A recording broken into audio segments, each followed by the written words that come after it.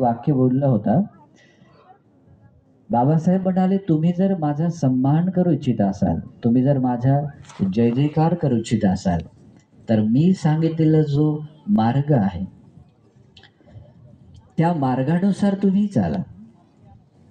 तोच माझा सन्मान असेल."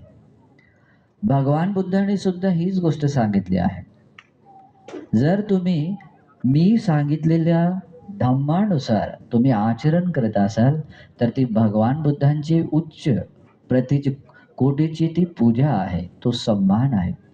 मग अशा प्रकारे आपल्याला सत्पुरुषांचा सन्मान करता आला पाहिजे आणि ते होते धम्म धारण केल्यामुळे. पण धम्म धारण करण्यासाठी श्रद्धा लागते. श्रद्धा जर नसेल, तर आपण धम्म मात्र धारण करू शकत नाही. धम्म धारण करण्यासाठी चित्त झुकत